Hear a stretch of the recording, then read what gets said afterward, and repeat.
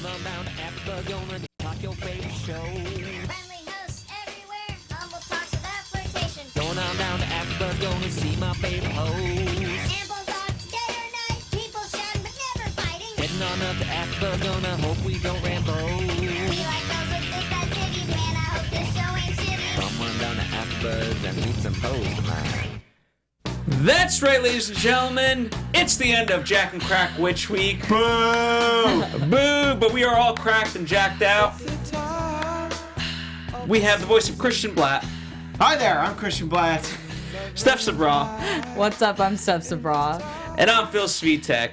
We are talking about the season 21 Halloween episode of 22. South 22.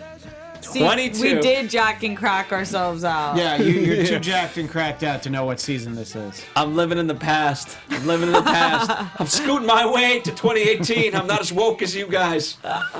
Welcome, ladies and gentlemen. Last week we did the watch along for Jack and Crack Witch Week, which is actually technically called Sons of Witches. Sons of Witches. This week, of course, we're talking about the latest episode, season 22. Lots to discuss there. But first, before we get into anything, I want to hear your guys' overall thoughts. I loved it. I thought it was so funny and relevant and kind of where I'm not in a neighborhood, so I'm curious how it is. But is anyone on scooters? No, there were no scooters. I took my son out trick-or-treating with a few of his friends. Now, granted, he's only 3, but you see a lot of other kids, and no one had a scooter. Thank God. And I think if this had aired last week, maybe a lot of the word would have gotten out. But all I know is next year I'm putting my son Felix on a scooter for sure.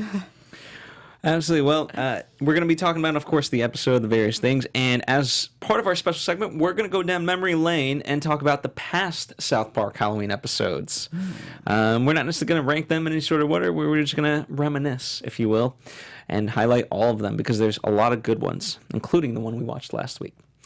All right. So I kind of wanted to talk about it because they're doing the interesting thing where they're somewhat standalone episodes, but they do tie back somewhat. Couple things that tie back Tegrity. There was a lot of Tegrity in this episode, which is good because I need a little bit more Tegrity in my life. So I like just from seeing Stan in a t-shirt early in the episode, you're like, yep, all right, they're acknowledging it. Is that a good balance? Do you guys feel like where it's not, you can still get into the episode even if you don't know that, but it's a nice callback? Yeah, I love it. I like the callbacks. I wouldn't mind it a little bit more integrated, but I think for just viewers who aren't watching every single week, it's great. Yeah, you're not gonna have any confusion. You're not gonna enjoy this episode any less if you're just like, well, wait, why is Randy on the farm? I don't think that really matters. Yeah, it's still hilarious. Such a Randy thing. Yeah, you just would be like, well, obviously at some point Randy was gonna end up on a farm, so this is just when it happened. Absolutely. And the other aspect of it was Mr. Hankey being canceled. Oh, I know. We saw the billboard. We did. Poor guy. I'm still very emotional about that. Yeah, it's kind of hitting home now. It was the trouble with a poo. That was the name of the episode. Absolutely. I wrote one more thing. Oh, the Sandlot, right? So. Oh, yeah. How I always love when they take like kind of tropes of various genres. In this case, we were wondering the voiceover and what it was a tie back to, and because it could be like. Well, we threw a few things around like "Stand By Me." No, that didn't seem right, and I forget what were the other ones that we threw out there. But there were a few of those sort of like narrate. Oh, Christmas Story. Yeah, that was the Christmas one I thought. Story. Yeah, Mm-hmm. and obviously you could just tell as it went along. Like, oh, it's definitely the Sandlot. Yeah. Yeah, because Sandlot kind of takes place over the course of a summer, and things are never the same afterwards. Yeah. And this is the one last great Halloween. We are in Hollywood. Yeah. See, look at all this jack. I'm so jacked up. We're in Hollywood Cracked up. tonight. Witches. I thought when we saw Tegrity Farms that before Mr. Mackey came up with his second idea to cut the power, I thought they were going to give the kids edibles. Well, that's actually why I thought Butter's parents were going there, not to hide out. But this Be like, look, there's no candy left in town. We need some of your edible candies. like the gummies, Yeah. anything. That would have been brilliant. All right. Next year. Yeah, next year, Tegrity. I can get behind that. Well, before we talk about the candy epidemic, let's talk about what causes this, the scooter epidemic. Now, I've seen these around town. I've seen, like, to me, I want to get your guys' opinion on the bike versus a scooter. Because I've seen the bikes, and they seem a little bit more practical to me than just the random scooters laying about and about. You can cover, substantial distance in it. Like in a city like New York, they have what they call city bikes around, which is all right. But like Manhattan in particular, it's actually really hard to get around on a bike or a scooter or on foot. But I think in a lot of places it makes sense. Like, yeah, you can really, you could cover some distance. But a scooter, it's like, well, how much faster are you going than you would if you were walking? It doesn't seem that practical, which I think is why Trey and Matt decided to have them, proliferate by themselves and just the whole thing being so stupid. But I think a bike, it still creates some traffic problems. It at least makes sense in terms of if you're the person renting it. Yeah. I actually think that they could have done even more, because if you see where scooters are left everywhere, there's a whole Instagram account that's pretty viral of dedicating pictures of where scooters have been left, like in the middle of the ocean in trash can, like the homeless community will poop on them. Yeah, literally at the bottom of the ocean, they had to get a crane to pick it up. It's crazy. This was priority? Well, how did you? Yeah, like what? Did Nemo and Dory complain? Like, what, just leave it there. And how does it get out there in the first? Did you throw it off an oil rig? I'm sorry, I have a lot of questions. A lot of questions. Listen, Jack and Crack Witch Week, a lot of things happen. You take like a ferry to somewhere and you just continue scootering until you're like, oh, we don't and know. fall off the ledge into the ocean. So wait, there's an Instagram account that shows people where scooters have been left, though. Yeah, and stacked up in just disgusting conditions. Yeah, I mean, I could see that. That's the problem with it. The bikes do make sense because oftentimes the bikes, you purchase them and they're your own and you have to park them in places that make sense. So scooters, it's like there's no biological footprint of if that was you who left it other than to the companies. Well, the whole idea, what's interesting, I kind of read this theory a while ago, like in the future, we're not really going to own much of anything. You're not going to really need to own a car because, of course, you can do something like this or whatever mode of transportation. This is another version of it. Airbnb, you don't really need to own a house. You just need to basically be able to rent an Airbnb no matter where you go. So this whole idea of possessions, I think that's what it's, this is a byproduct of that. But this is the darker side, and I appreciated the candy store owner being like, well, it seems rather convenient, so nothing wrong there. Yeah, and that was sort of the second explanation we got like that. That was like, yeah, you just get it on your phone. He's like, no, I get that, but like, where did they come from? Nobody knows. I thought that was great, actually. So. That was hilarious. But also, on to your point, the whole money issue with that kind of thing. Like, yeah, sure, it makes sense and it's kind of cool, but people like Kenny can't afford it. Well, that's what he gets for being poor. I did also I thought it was very funny when Cartman's just rattling off his mom's credit card number. Oh my gosh. And then it's like, oh, wait, you need a Visa? And then he just starts because he obviously has a second credit card number memorized. I thought that was very funny. I loved that part. Yeah, that was absolutely fantastic. I mean, with a lot of great jokes. We've made fun of Kenny for being poor many a times. But the fact that Cartman tells him, dude, I told you I was going to catch up with you one day. Yeah. As if it was a choice. And I did like sort of the intervention feel too. It's like, have a seat, Ken. Ken. Listen, at the end of the day, one of the things that I appreciate about this episode and what made it so much fun is it captured the spirit of kids. Because as much as, we're watching the episode and there's the serious tie-ins, from a kid's perspective, all you want to do on Halloween is just get the frickin' most candy you can. And that was their number one goal. So, of course, they're going to screw over their friend. Like, if he's holding them down, I would too. Yeah, it does get really competitive. Yeah, they do say bros before hoes, but obviously candy before everything. Let's be honest about that. Yeah. And I loved that everyone, of course, came up with this whole idea that they were gonna be. Yeah, everyone in school had come up to like start secret. I like when they had the little secret meeting and they covered it up with the blanket before Candy on the brain before Kenny came in. I thought that was great. And what was Cartman's response when they're like, "We don't care about what your secret is, but what are you being?" Oh yeah, what am I gonna be? I'm gonna be on a scooter, getting all the candy or getting more candy or whatever. Yeah. To be fair, I never I know Cartman likes to brag, but definitely not telling him any secrets anytime soon. No. No, but I think it was still a funny moment. It might not have been in character with the way he's usually very sneaky and conniving, but I thought it was very funny. I love how the girls thought it was their idea because, of course, in the past, the guys have always tried to rip off any idea that the girls have had because they're so smart and funny. I was just surprised it wasn't Exactly. Heidi's idea. Where is Heidi? Hiding. Did she stay kind of fat and with bad skin, or did she? I can't remember how it ended last season. Did she get back to? Did she get back to? She's still pretty fat. I normal think level of she- attractiveness. She resurfaced a little bit, but I Okay. think I feel like Cartman's like a lifelong disease. Like once it gets you, you're changed. Yeah, Your you can DNA's treat changed. it. You can treat it, but you can never cure it. Exactly. Yeah, like Heidi needs to take like a 20-pill cocktail every morning when she gets up, just to be able to, survive. Exactly. Listen, her only hope is that all these parents buy $6,000 worth of candy and everyone else gets just as fat. Yeah. I did think that was great. And there's only one solution. You all need to have $6,000 worth of candy.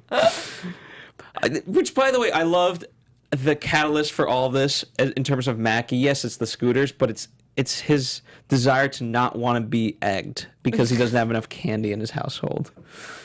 Which I can't speak from personal experience, but I feel like when growing up, if people didn't have, if they didn't have candy, that was one thing. But even if they had, shit candy, that was bad enough. It's like, you get the stare. Did you guys ever have the house that handed out the pamphlets about how Halloween is a tool of the devil? Oh my God. Because there was that house, and that house definitely got egged, and I'm not going to say that I was That's involved or not. bad. I don't know if that's as bad as when people would hand out those little raisin packets. Oh. That's just yeah. really messed up. No, what I was really excited about, and I know we're off on a little tangent here, but they used to do those little coupons for McDonald's. So it was like, oh my God, I could get a Sunday when I go to McDonald's or whatever. That was genius. And now, I don't know, I haven't seen those in a while, but the raisin would be good. The raisin packets, that's you're not getting egged for that. You're getting a rock through your Yeah, window if you yeah. get raisins. Cartman Now would you got me blow mad. something up. I'm sorry. That was Steph's fault. You're fine, bro. Bro. Here's the thing.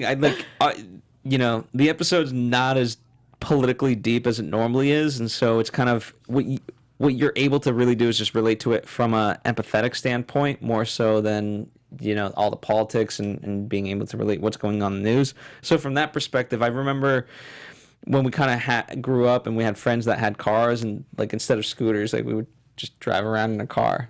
Yeah. I don't know if it got us more candy or less, but Yeah, because you'd have to park and... well, what we went after, kids, this is a tip. We went after the houses who just left the candy out. We just take the entire thing. It's funny that you mentioned that, because tonight, as I said, I took my son and some of his friends out, and again, they're only 3. And you ran into a few of those houses where the please take one.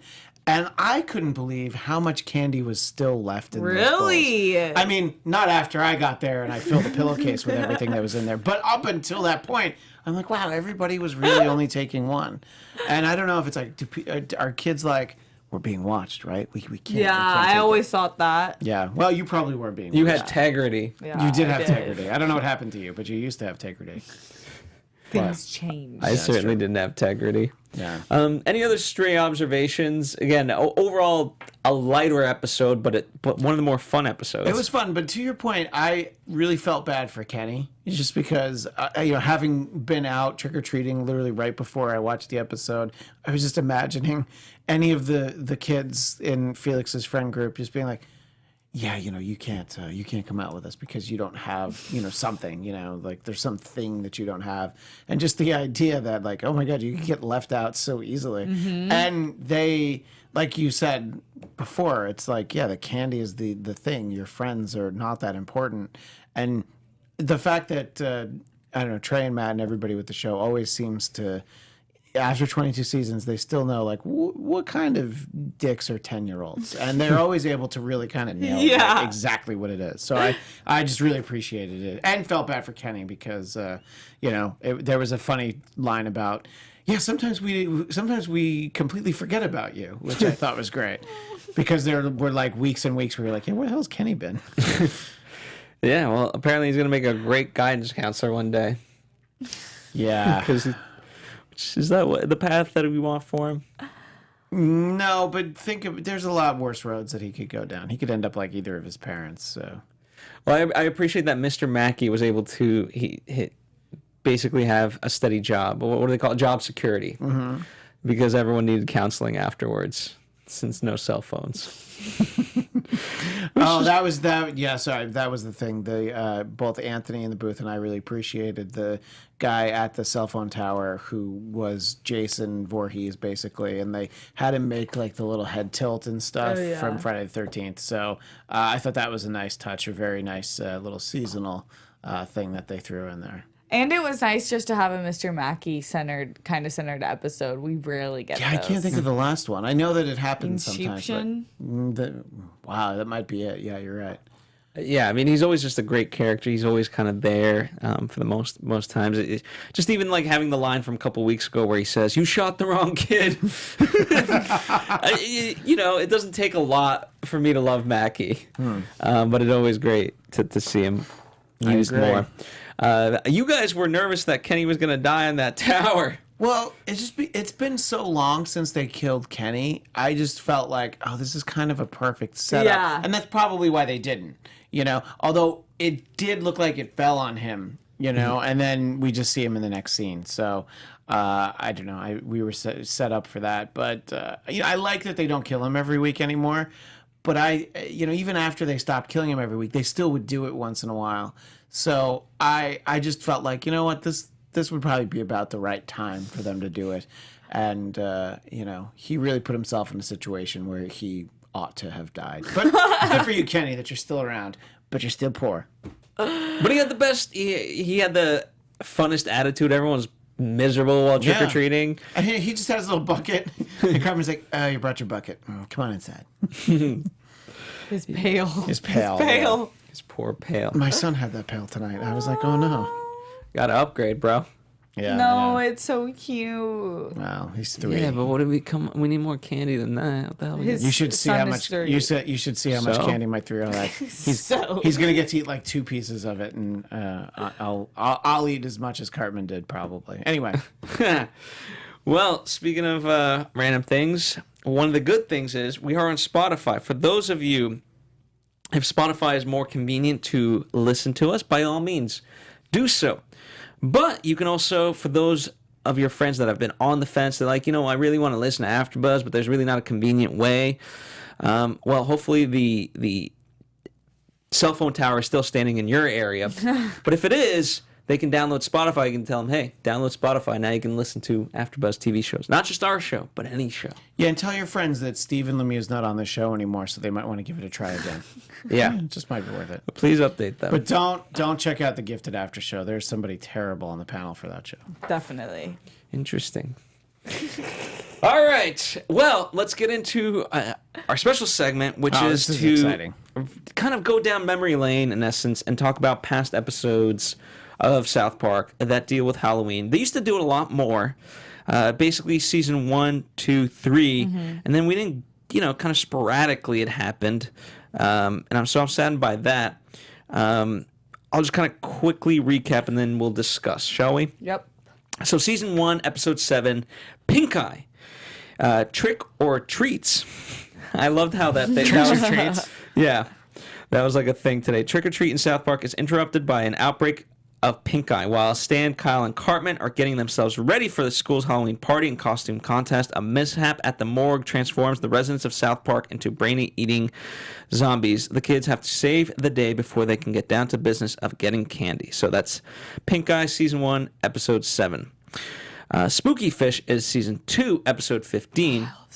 Aunt Flo comes to stay, but her goldfish she has brought for Stan turns out to be evil. So there you go. Season 3, Episode 10, Korn's Groovy Pirate Ghost Ship. Korn, of course, the band, not the food. Corn with a K, yes. Yeah. It's Halloween, and Stan, Kyle, Cartman, and Kenny dig up Kyle's dead grandma and scare the 5th graders. Korn comes to town, and a mystery involving Pirate Ghost Ship begins. So there you have that one. Then we don't get one until Season 10, Episode 11, Hell on Earth, 2006. Satan is throwing the biggest Halloween costume party ever, and no one will be admitted without a wristband. Satan is busy checking the RSVP list and deciding what costume to wear to the big event. Every detail must be perfect for the Prince of Darkness, but even Satan can't foresee everything. Meanwhile, Butter summons Biggie Smalls. A Nightmare on FaceTime. This is Season 16, Episode 12. The boys are all ready to dress up as their favorite foursome, the Avengers. Talk about a timestamp right there for Halloween.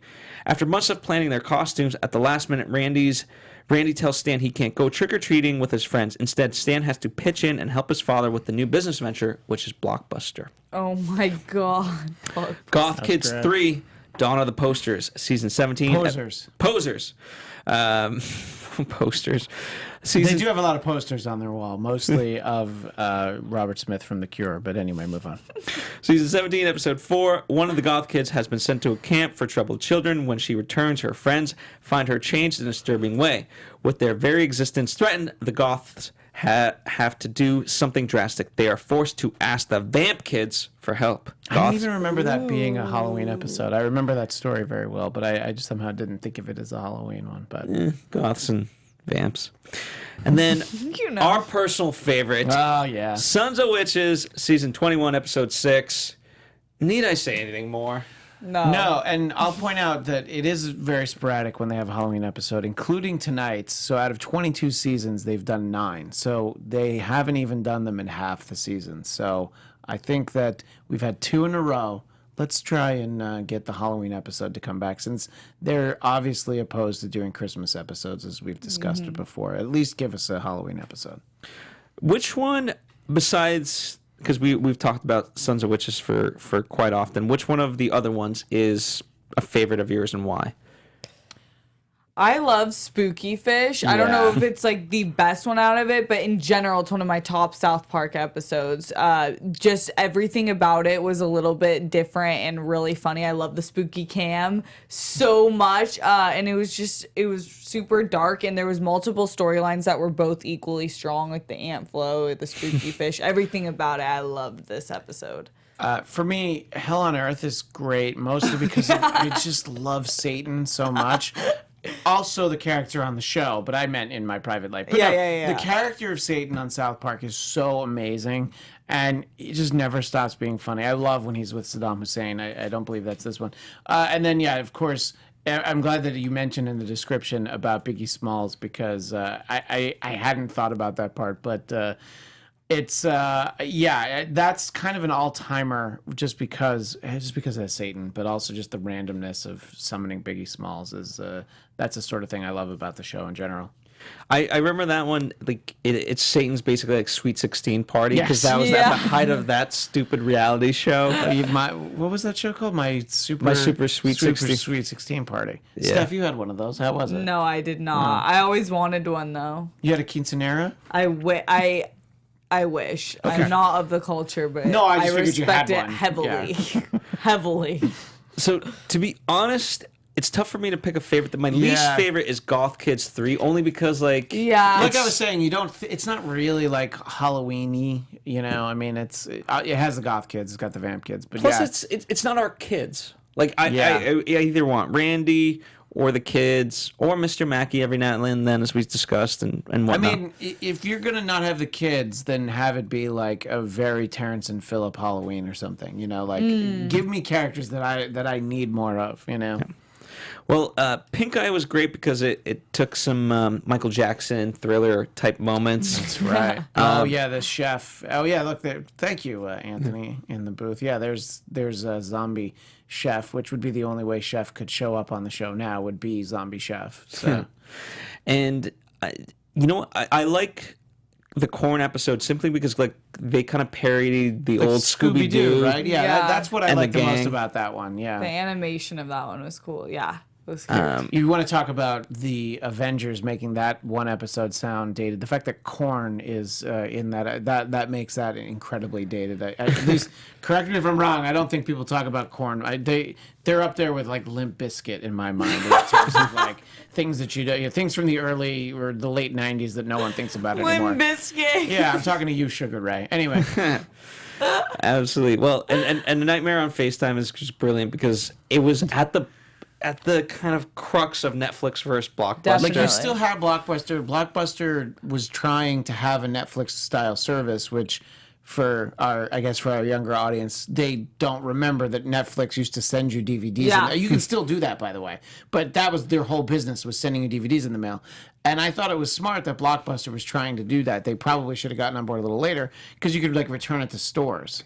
Instead of like having to wait for it to go through the mail. It seemed like a good business model, but that's why I'm not rich, because I'm like, I might get in on that Blockbuster. Yeah, I was a DVDs by skeptic mail. of Netflix when it was DVD. I was like, what do you mean I have to wait for it to deliver? If I want to watch it, I want to watch it now. Well, and anybody who had it, you had a stack of like 4 of them on top of the TV, and there were like 18 in your queue that you wanted to watch, but you had these 4 other movies that you clearly didn't want to Exactly. watch that quickly. So, And they're anyway. scratched up as hell. Yeah. Yeah. You start playing them, you're like, what is Yeah. this garbage? But then when streaming services started working, I was like, oh, they're done. Yeah. Hey, it's one day when I'm really old, I can't wait to watch this show because it's just a nice time capsule.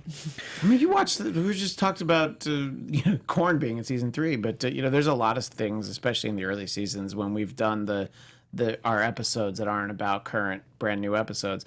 There's a lot of things that you're just reminded about, just like things that have been in the news for a long time, and just like you're reminded just how long Pokemon's been in our life. Oh, yeah. Champuco Man. Hi. All right. Well, why don't we get to some quick news and gossip? We only have one piece of news and gossip, yes. and that comes from Steph Sabraw. AfterBuzz TV News. Okay, so the character Apu, and we recently had the problem Apu. with Apu, which was kind of a little jab at the Simpsons character Apu, which has a lot of controversy behind him because many people think he's a stereotype and they have a problem with him. So it came out that from a producer and YouTuber, Adi Shankar, he claimed that The Simpsons planned to drop Apu as a character altogether, and it was announced through multiple sites, but then Al Jean, who's an executive producer, has responded on Twitter saying that he does not speak for our show. So it seems like it's up in the air, but I would be okay with him going. Well, the filmmaker who made the short said that wasn't what he wanted, was a character to go away. I think they didn't want him to have the accent, and I don't know who you hire to do the voice. I do understand the idea of like, well, Hank Azaria doing the voice, it's a white guy doing the voice. So, you get a Bollywood superstar to do the voice. I don't know who does the voice, but then the character's different. I understand the decision if they had been like, you know what, it's too much of a headache, let's just not have him on for a while. I wouldn't make any announcement like, don't worry, he will never be on the show again. I'd be like, yeah, let's just not do let's not do any Apu stories like this season or next season, and we'll see where it goes. But yeah, I was surprised that they were just gonna basically write the character out of the show entirely. But the timing was interesting. I really thought about that South Park episode. I was like, it's not really that coincidental that like basically the week after that was when you heard that Apu wasn't going to be on The Simpsons anymore. It had to be some sort of rumors either swirling before or contacted South Park, because they always are ahead of things. Like the Britney Spears, Miley Cyrus thing, remember from those episodes? Yeah, from my perspective, I feel like in terms of if anyone's trying to, like from a public outrage perspective, your goal should be to keep the character but alter him to something more realistic that's not stereotypical, because then to all of a sudden cut him out is essentially now you don't have that representation whatsoever. Yeah, I mean, also like he's married and he has 8 kids, so that's 10 Indian characters on TV. So if you write him out, that's 10 less Indian characters on TV. And I mean, who's left? Minnie Kaling doesn't have a show anymore, so I actually don't know what Indians are on TV at that point. So, getting rid of Apu, I think doesn't really help anything. And thanks to Trey and Matt for really pushing the envelope and forcing the issue on this. Absolutely. So that's our news and gossip for this week. Why don't we get into predictions, or more as we call it, speculation, hopeful dreams. And now, your AfterBuzz TV predictions. What do we predict? I don't know. This time of the year is hard. I think that there has to be something on the elections, maybe. Yeah, because next Wednesday will be the day after the midterm elections, and I think there'll be a lot of fun to be had with that. There'll be a lot of people predicting a blue wave is going to come, who, let's just say that, maybe it won't be much of a wave, just a couple of splashes here and there, and... no one's going to be happy on election day. Yeah. I feel very strongly about that. So I think that there'll be some fun about it. But they don't usually do like midterm elections. They'll do presidential elections. Nobody cares. Yeah, there might just be some sort of snippet they take from it. So there'll probably be an aspect of it that you weren't thinking of them doing a whole show on. But, or... You know what? They could just ignore it entirely. But I think we'll get something. I agree with that assessment, that we'll get in some way, something that's at least a nod to the fact that there was this big election the night before. Mm-hmm. Well, yeah, I mean, they could tackle Thanksgiving in some I don't think they would next week, though, but I think we'll get that. I mean, even if they take off the week of Thanksgiving, they could do... Yeah, there's still plenty of weeks before that. There's still enough weeks, yeah. I'm just trying to think... I'm just trying to think ahead, like, because... Steph said, like, what's coming up, and that's the only What episode number was this? Was this 5? So we only have 5 more, so it's really a tall order to... I just mentioned that I don't think we're going to get a Christmas episode, unless they want to do it like... I wish. Yeah. I just love the holiday ones. I mean, Mr. Hankey was kind of our Christmas episode. Yeah. That's as good as it got. That's true. Yeah. So... That's as good as we get, by the way. So, on that note, why don't we get the hell out of here? Yes. Thank you guys for joining us. Let us know what you thought of the episode. We truly, truly appreciate that you guys would even take any time to listen to us, let alone the full time. At Christian DMZ is where you can interact with Christian. Yes, and speaking of election night, the show that I do here at AfterBuzz, the Trump Report, will be live Tuesday night. At a somewhat later time, maybe 9 o'clock, maybe 10 o'clock. We're still working on the scheduling, but somewhere we'll be having a sort of live reaction to that night's elections. So please check that out here at AfterBuzz TV. And Steph. You can find me at Steph Sabraw on Instagram and Twitter. And happy Halloween. I want to see some pictures, so send them over via Twitter. Keep it PG, bro. Yeah, PG. No dick pics. Don't slide in them DMs with that shit. I want it public. Unless your costume is a dick. Yeah, that's fair. But publicize that. Yeah, no private. Yeah, no DMs to Steph. I'm at Phil Svitek. Thank you for joining us. And that has been the voice of Anthony Becerra, who's in the booth. Yeah. At TonyBTony_. That's right. Happy Halloween. It has been a wonderful Jack and Crack Witch week. And we're going to go sleep until next year. Bye. Our founder, Kevin Undergaro, Phil Svitek, and me, Maria Menounos, would like to thank you for tuning in to AfterBuzz TV. Remember, we're not just the first, we're the biggest in the world, and we're the only destination for all your favorite TV shows. Whatever you crave, we've got it. So go to AfterBuzzTV.com and check out our lineup. Buzz you later. The views expressed herein are those of the hosts only and do not necessarily reflect the views of AfterBuzz TV or its owners or principals.